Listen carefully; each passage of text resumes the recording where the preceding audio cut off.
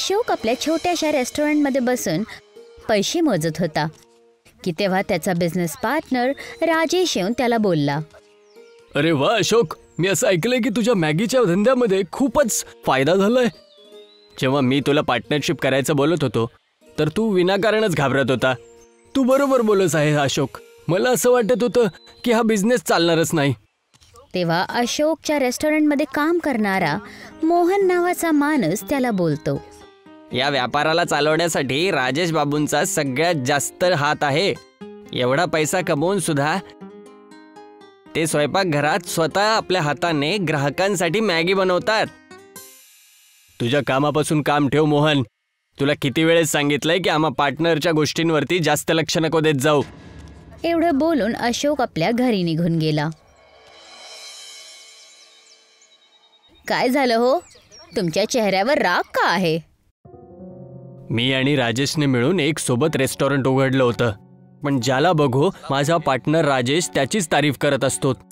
माझं तर कोणी नावच नाही घेत. रेस्टॉरंटमध्ये आलेले ग्राहक सुद्धा फक्त राजेश राजेशच करत राहतात. हा तर खूपच गंभीर विषय आहे अशोक. जर असाच हाल राहिला तर तो दिवस दूर नाही जेव्हा तुझं नाव ग्राहकांच्या डोक्यावरून उतरून जाईल. आणि जर का एखादा दिवस राजेशने तुला व्यापारापासून दूर केलं तर तू विचार केलास की तू काय करणार आहेस? हे तर मी कधी विचारच नाही केला. तू माझी बायको आहेस. तू सांग मी काय करू? हे बघ, व्यापार आपल्या जागेटी आहे आणि मैत्री आपल्या एका जागेटी. तू पूर्ण प्रकाराने प्रोफेशनल होऊन जा. राजेश तुझ्यावर खूप भरोसा करतो. तुला म्हणायचं तरी काय आहे? अरे मूर्खा, केव्हा अक्कल येईल तुला? अरे राजेश दिवसामध्ये किती तर पेपर साईन करतो. एखादा दिवस ब्लँक पेपरवर साईन करून घे. त्यानंतर राजेश जीवनभर तुझ्या पुढे मागे फिरत राहील आणि त्याची पूर्ण प्रॉपर्टी माझ्या नावावर कर. अरे वा, आज तू ती म्हण खरी केलीस की प्रत्येक सफल माणसाच्या मागे त्याच्या पत्नीचा हात असतो. दुसऱ्या दिवस अशोक राजेशच्या घरी जातो, पण त्याने बघितलं की राजेश कुठेतरी जाण्याची तयारी करत होता. काय झालं राजेश, तू कुठे जायची तयारी केली आहे का? अरे हो अशोक, काय ना, मी काही दिवसापूर्वी एका संत्र्यांचा बगीचा खरेदी केलाय. मी माझी पत्नी आणि माझी मुलगी संध्याला तेच दाखवायला घेऊन चाललोय. राजेशचं बोलणं ऐकून अशोक मनातल्या मनात खूप जास्त जळला. अच्छा, आता हा संत्र्याचा बगीचा पण खरेदी करतोय. माझ्या पत्नीने मला बिलकुल बरोबर उपाय दिलाय. अशोक हसत राजेशकडे बघतो. हे काही बिझनेसचे डॉक्युमेंट आहेत. तुझ्या सिग्नेचर मला खूप गरजेचे आहेत. एकदा याला वाचून घे. कसल्या गोष्टी करतोय मित्रा? विश्वास नावाची काही गोष्ट असते का? आजपर्यंत तू ज्याच्यावरती पण माझे सिग्नेचर घेतले, मी काय वाचलेत का ते? तर आता का वाचेल? सही करून टाकतो. एवढं बोलून राजेशने सगळ्या पेपर्सवर साईन केलं. अशोक आनंदाने तिथून निघून गेला. राजेश आपल्या कुटुंबाला संत्र्याची बाग दाखवल्यानंतर आपल्या कारमधून घरी परत येत होता की तेव्हा त्याने बघितलं की रस्त्यावर एक माणूस घायल अवस्थेमध्ये पडलेला आहे आणि एक 10 वर्षाचा मुलगा खूप जास्त रडत होता. राजेश ताबडतोब कारच्या बाहेर निघाला आणि त्या मुलाला बोलला, काय झालं बेटा? कोण आहे ते आणि हे जखमी कस काय झाले? हे माझे बाबा आहेत. आम्ही दोघं रोड पार करत होतो की तेव्हा एक जोरदार कार टक्कर मारून निघून गेली. तू चिंता नको करूस, मी याला आत्ताच हॉस्पिटलला घेऊन जातो. तुम्ही खूप चांगले आहात.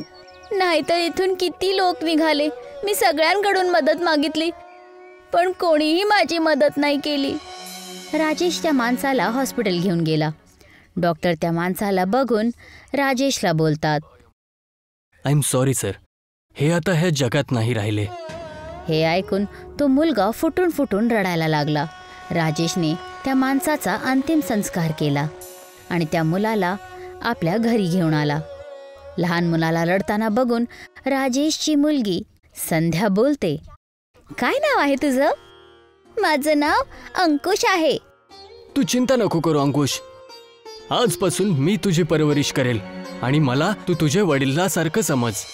दुसऱ्या दिवस राजेश आपल्या रेस्टॉरंटला गेला, पण रेस्टॉरंटचा बोर्ड बघून राजेश खूप जास्त चौकला. या बोर्डवरून तर माझं नावच गायब आहे. इतकं बोलून राजेश सरळ रेस्टॉरंटच्या आत जाऊन अशोक जवळ जाऊन बोलला. अशोक, बोर्डावरून माझं नाव का काढलंस? फक्त बोर्डावरूनच नाही राजेश, तर या रेस्टॉरंटमधून आणि घरामधून सुद्धा तुझं नाम काढून टाकलंय. तुला म्हणायचं तरी काय? माहितीये ज्या पेपरवर तू सही केलीस ना, मी तुझं बँक बॅलन्स, तुझं घर आणि हे रेस्टॉरंट माझ्या नावावर करून घेतलंय. आता तू रस्त्यावरचा भिकारी आहेस. हे सगळं धोका आहे. मी तुझ्यावरती किती विश्वास केला होता. काय आहे ना की माझी मजबुरी होती. मी हा बिझनेस चालू केला होता, पण नाव फक्त तुझंच राहायचं. त्यामुळेच मला तुझं नाव सगळीकडून मिटवून टाकायचं होतं. आता तू इथून निघून जा. राजेश तोंड पाडून आपल्या घरी परत आला, पण घरी पोलिसला बघून तो आश्चर्यचकित राहिला. काय झालं? माझ्या घरी पोलीस कस काय? सर, तुमचं घर मिस्टर अशोक बाबूंच्या नावावर झालंय. आता तुम्ही इथे नाही राहू शकत.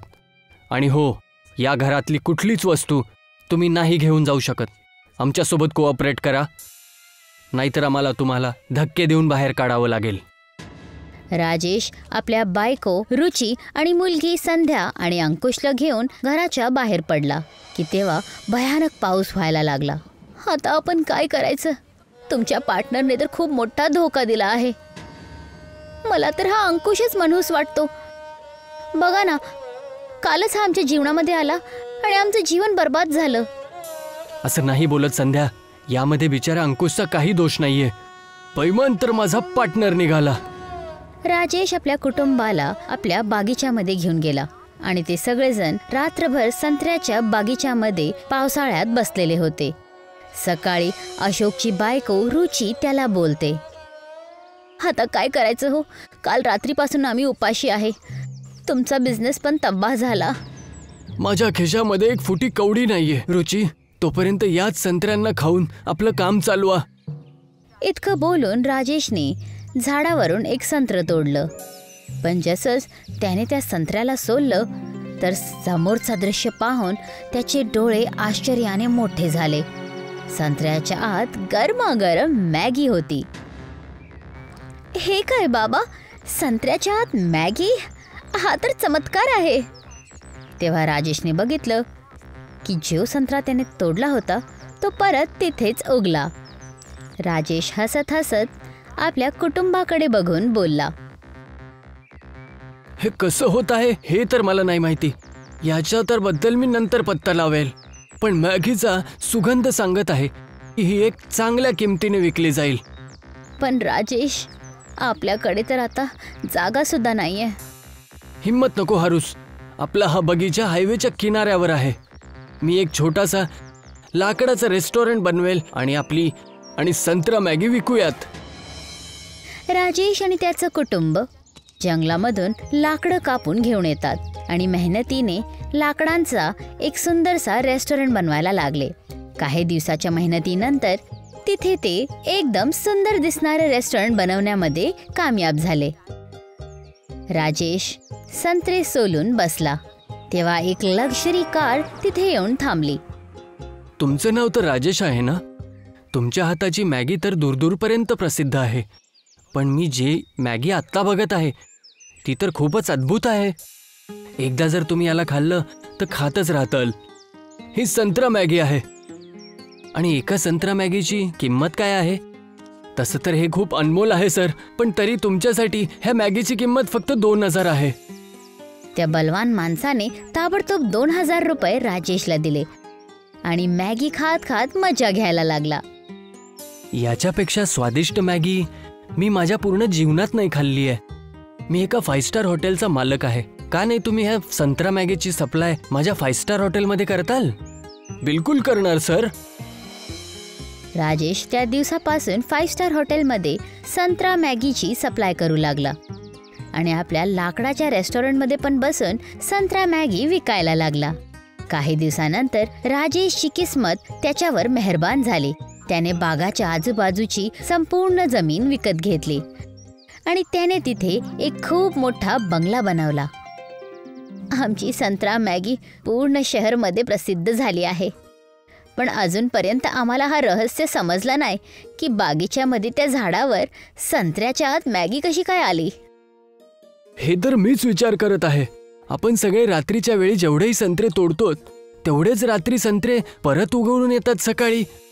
तेव्हा रुचीची नजर हसत हसत अंकुशवर पडली, जो संध्याबरोबर खेळत होता. मला तर असं वाटतं अंकुश आमच्यासाठी खूप लकी आहे.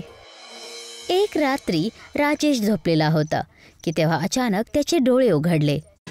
जसंच तो आपल्या बंगल्याच्या बाहेर संत्र्याच्या झाडाजवळ आला तर त्याने बघितलं की अंकुशच्या डोळ्यांनी रंगीत प्रकाश निघत होता. त्या रंगीत प्रकाशाने पूर्ण संत्र्याचा झाड प्रकाशाने झगमगत होतं. राजेश आश्चर्याने अंकुशकडे बघतो आणि बोलतो, हे तू काय करत आहेस आणि कोण आहेस तू? तेव्हा अंकेश राजेशकडे बघतो आणि बोलतो, मला माहित होतं की एक ना एक दिवस माझा रहस्य तुमच्या समोर येणारच. तुमच्या संत्र्यांच्या झाडामध्ये जी मॅगी निघते त्या चमत्काराला मीच केलं होतं. खरं तर मी आणि माझे बाबा ह्या पृथ्वीचे नाही पण दुसऱ्या ग्रहाचे वासी होतो आणि माणूस बनून इथे फिरण्यासाठी आलो होतो. पण माझे बाबा ॲक्सिडेंटमध्ये मारले गेले. तुमच्यामध्ये इतकी माणुसकी होती म्हणून मी तुमची मदत केली. आता माझा जाण्याचा वेळ आला आहे, पण तुमच्या या जादुई संत्र्याच्या झाडावरून मॅगी कायम निघत राहील. राजेशला पूर्ण रहस्य समजलं होतं. एक दिवस राजेश आपल्या रेस्टॉरंटमध्ये बसलेला होता. तेव्हा त्याचा मित्र अशोक रडत रडत तिथे येऊन बोलतो, मला माफ कर माझ्या मित्रा. माझ्या बायकोच्या बहकाव्यामध्ये येऊन मी तुझी सगळी संपत्ती त्याच्या नावावर करून टाकली आणि ती मला आता घटस्फोट देऊन निघून गेली आणि माझ्या सगळ्या प्रॉपर्टीवर तिने कब्जा केला. मी आता रस्त्यावरती ठोकरे खात फिरतोय. तुला तुझ्या कर्माची शिक्षा मिळाली अशोक, पण मी तुझ्यासारखा नाहीये. तू माझा मित्र होतास त्यामुळे मी तुला जरूर काम देईल, पण मी तुला पार्टनर नाही बनवू शकणार. तू माझ्या रेस्टॉरंटमध्ये वेटर म्हणून काम करू शकतोस, कारण तू वेटर बनण्याच्याच लायकीचा आहे. तू माझ्या पार्टनर बनण्याच्या लायकीचा नाहीयेस. राजेशचं बोलणं ऐकून त्याला त्याच्या केलेल्यावर पछतावा झाला. राजेशची संत्रा मॅगी पूर्ण विश्वभरात प्रसिद्ध झाली होती.